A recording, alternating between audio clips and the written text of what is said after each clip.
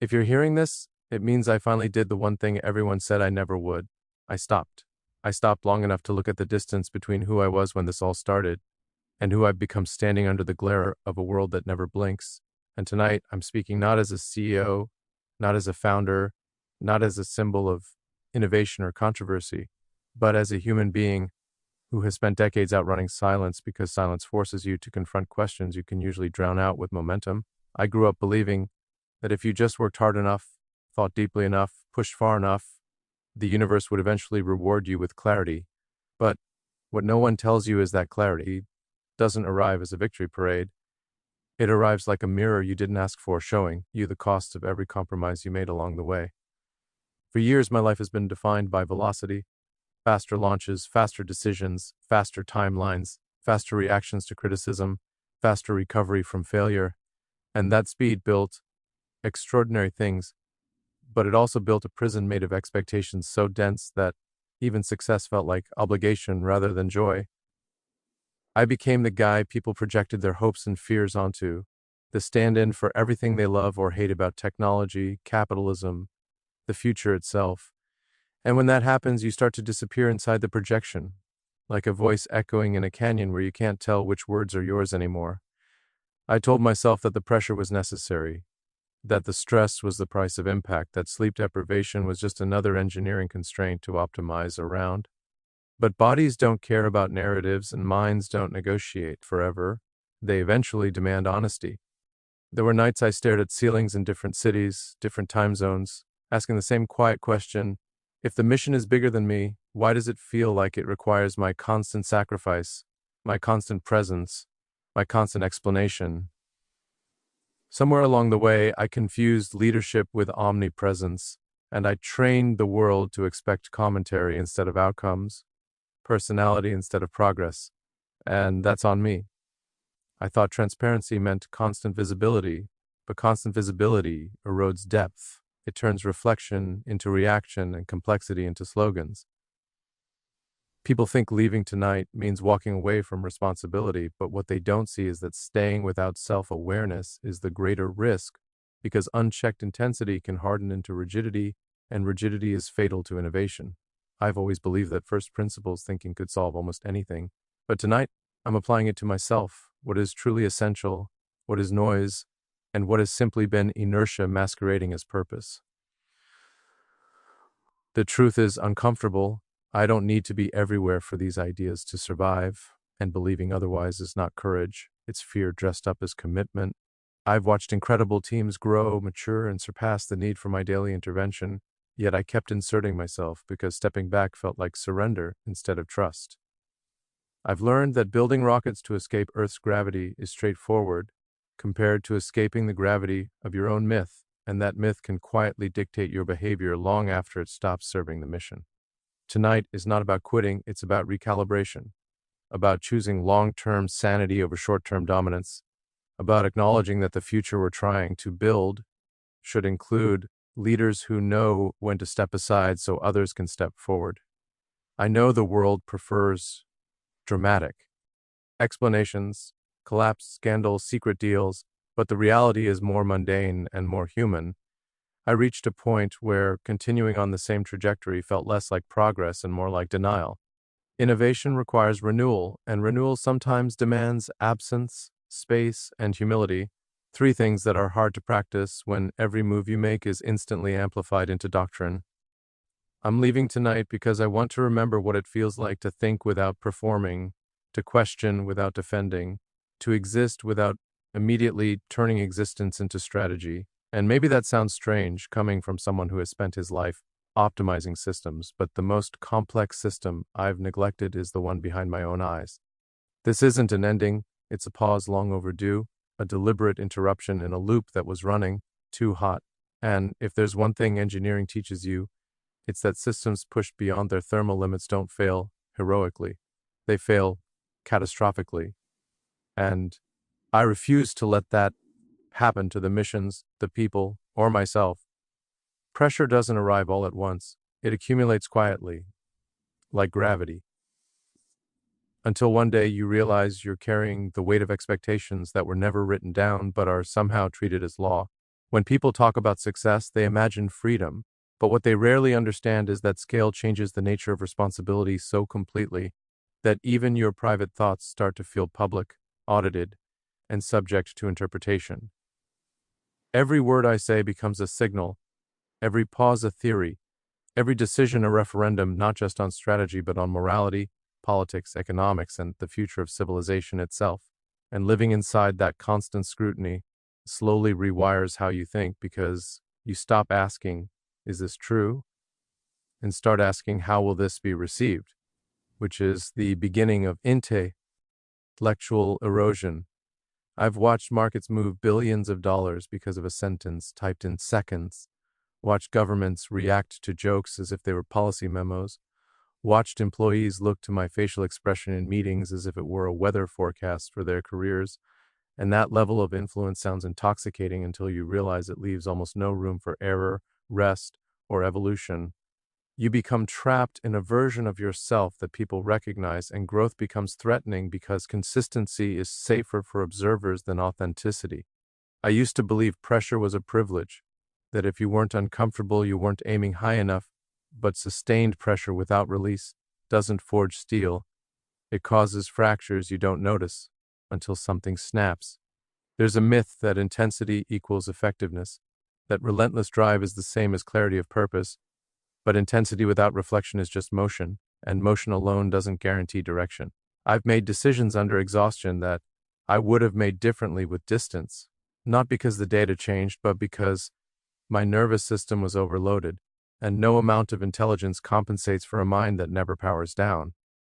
The irony is that I've spent my career warning about system failures, feedback loops, cascading errors, single points of failure, while slowly turning myself into one, concentrating too much decision-making gravity in a single human brain that was never designed to operate as a permanent command center.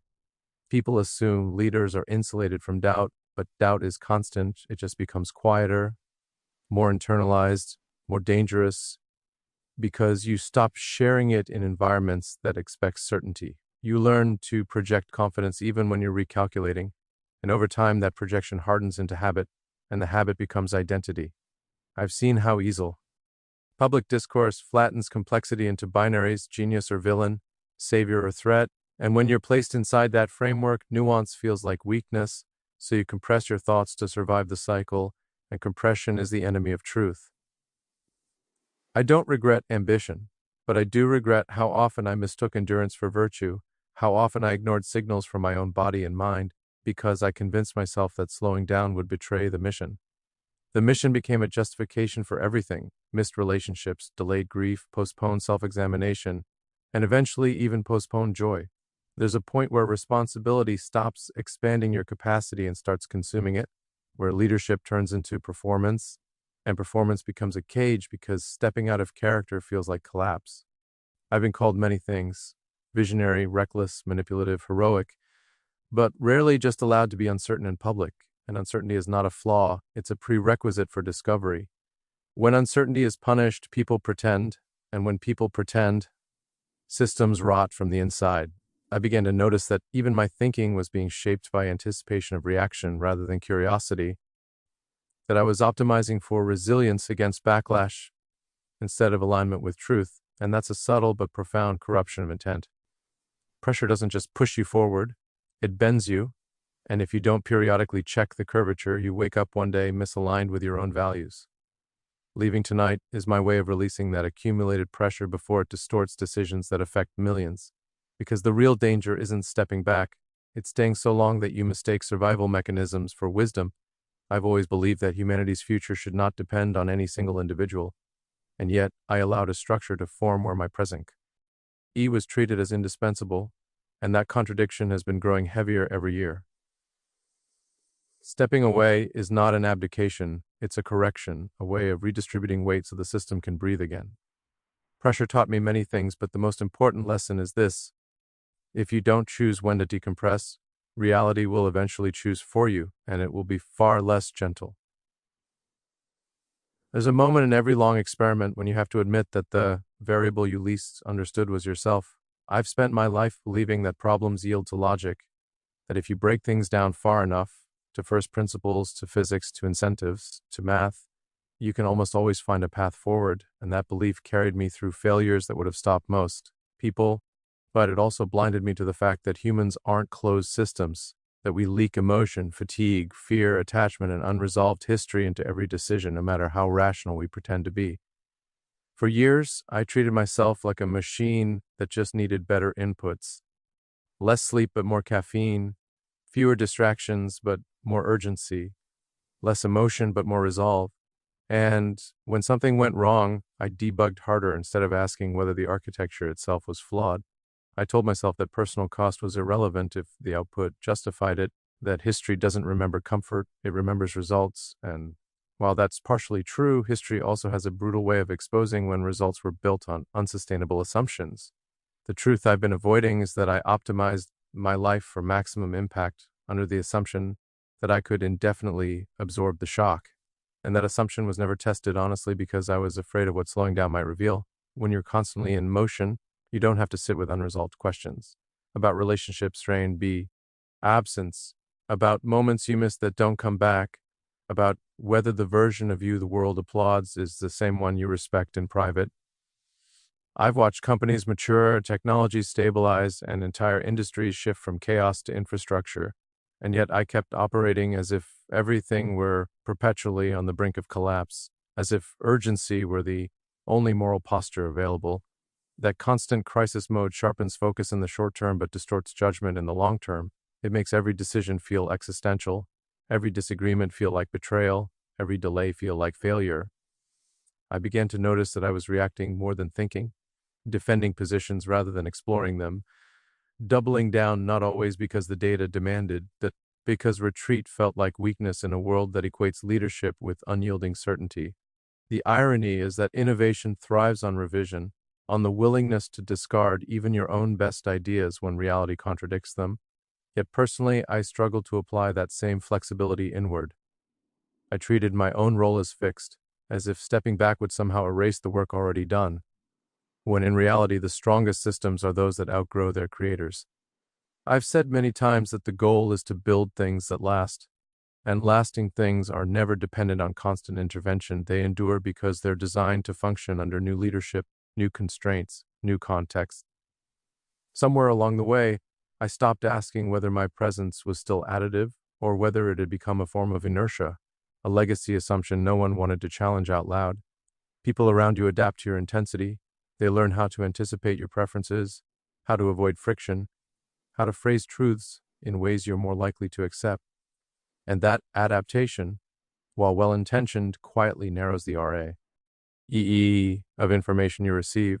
You start living inside a curated reality, not because anyone is lying, but because power bends communication, and without deliberate distance, that bend becomes invisible. I've always warned about echo chambers in technology and media, but leadership can create its own echo chamber even without algorithms, simply through hierarchy and pace. When everything moves fast, there's no time to dissent thoughtfully, and speed becomes a substitute for consensus. I began to realize that my constant presence was shaping outcomes in ways I didn't always intend, that my voice carried so much weight it could prematurely collapse debate, and that's dangerous not just for organizations, but for the ideas themselves. Stepping back creates space for disagreement, for independent judgment, for innovation that doesn't need my fingerprint to be validated. This decision isn't driven by loss of belief, it's driven by belief taken seriously.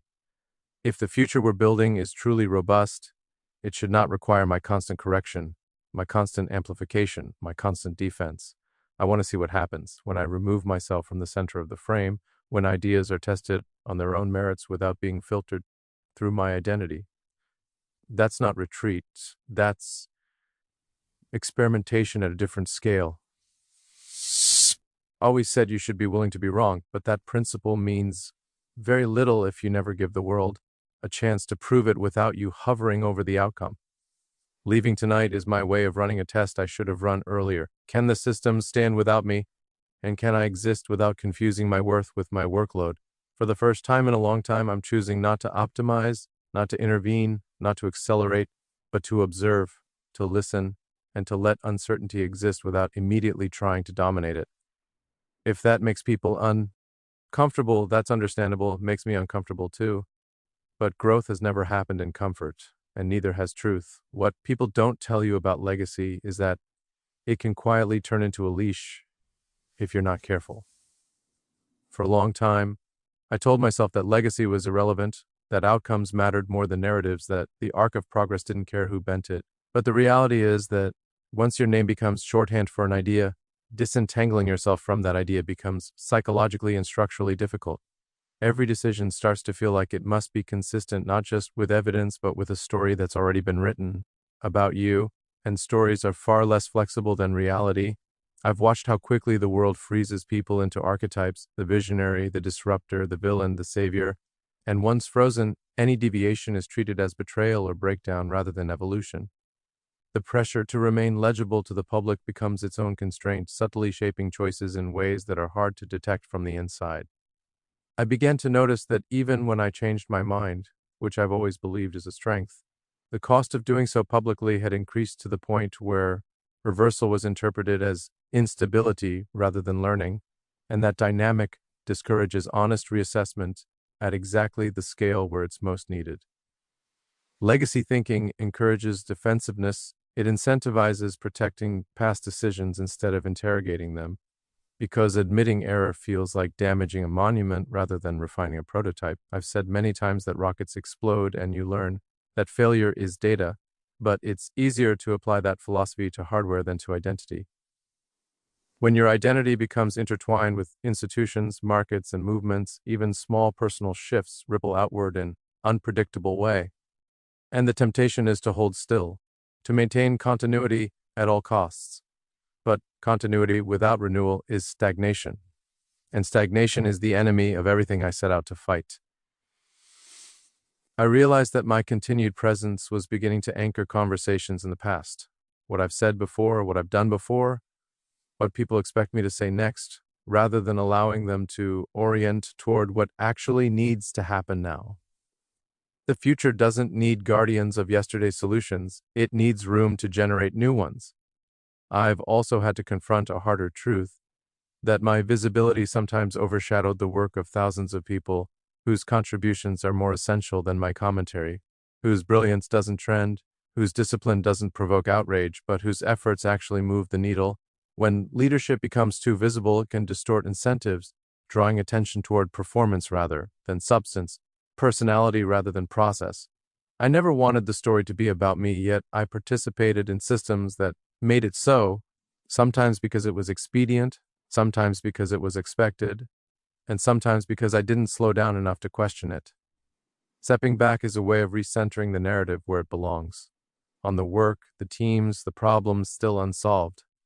There's also a personal reckoning embedded in this choice, acknowledging that relentless ambition can coexist with avoidance, that staying busy can be a way of not dealing with unresolved emotions, unfinished conversations, and the quieter dimensions of life that don't announce themselves with metrics.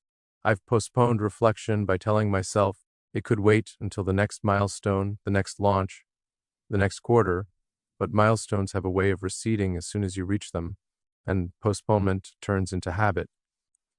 Legacy becomes an excuse to keep moving, to justify postponement indefinitely, because stopping feels like risking relevance.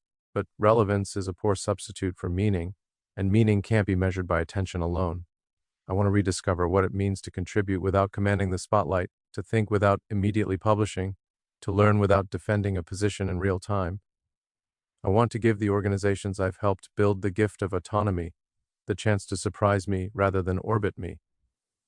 True confidence in a mission isn't demonstrated by constant oversight, it's demonstrated by trust in the structures and people that carry it forward. Leaving tonight is my way of cutting the leash before it tightens further, of choosing evolution over preservation, of allowing my own narrative to become less rigid so the future's narrative can become more expansive. If the ideas are sound, they'll persist. If they're flawed, they deserve to be challenged without my shadow complicating the debate. Legacy should be an emergent property, not a control mechanism, and the moment it starts dictating behavior, it's time to step back and let reality speak for itself. So, if you're waiting for a dramatic final act, a mic drop, a burning bridge, you're not going to get one, because the real ending is quieter and far more difficult. leaving tonight isn't about disappearance or retreat. It's about choosing a different relationship with time, attention, and responsibility, one that doesn't require me to be in a constant state of declaration to feel useful. I've spent years believing that impact had to be loud, visible, undeniable in real time, but some of the most important shifts happen when you remove force and let systems reveal their true shape.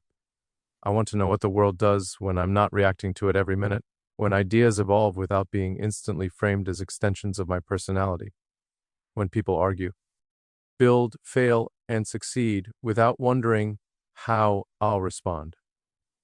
That curiosity about outcomes I don't control is something I've been missing, and it's essential if I'm going to remain intellectually honest. I'm not naive. I know my absence will be interpreted, analyzed, and filled with speculation, but that's unavoidable. And learning to tolerate misinterpretation is part of this decision. Control is seductive, especially when you've been rewarded for exercising it effectively. But control also narrows perspective, and the future is too complex to be navigated by a single point of view, no matter how informed. I want to reclaim the freedom to think slowly, to read without scanning for relevance, to sit with problems that don't have immediate solutions, to let questions remain open longer than is comfortable. I want to reconnect with curiosity that isn't instrumental, that doesn't need to justify itself with deliverables or timelines. This pause is not a rejection of ambition. It's an attempt to refine it, to separate what genuinely matters from what merely demands attention. I've learned that attention is not the same as importance, and urgency is not the same as significance, yet for years I treated them as interchangeable because the environment rewarded that confusion. Stepping away is also an act of respect for the people who will lead, decide, and innovate without me hovering, and for myself, because no one can sustainably carry the weight of being a permanent proxy for the future. I don't want the story of progress to hinge on my endurance. I want it to hinge on shared capability, distributed intelligence, and resilience that doesn't collapse when one individual changes course. If there's any message I want to leave behind, it's this: don't confuse momentum with meaning, and don't confuse sacrifice with virtue when the sacrifice isn't consciously chosen. The world doesn't need fewer ideas, it needs healthier ways of pursuing them, ways that don't burn people out or reduce complexity to spectacle. I'm stepping into uncertainty deliberately, not because I lack confidence, but because I trust the work enough to let it breathe without me. I know some will see this as abandonment, others as escape, but from my perspective, it's alignment between what I've always said I believe and how I actually live. I've argued that humanity's future should be robust, adaptable, and decentralized. Now I'm acting on that belief personally. Tonight, I'm leaving the noise, not the mission, the spotlight, not the responsibility, the constant performance, not the commitment to progress. I'll still think, still care, still contribute, but on different terms, with fewer proclamations and more patience. Endings don't always announce themselves with certainty. Sometimes they arrive as a quiet decision to stop pushing, start listening. That's where I am now, choosing to let the future unfold without needing to narrate every step, trusting that if the ideas are strong, they'll travel farther without me than they ever could with me standing in the way.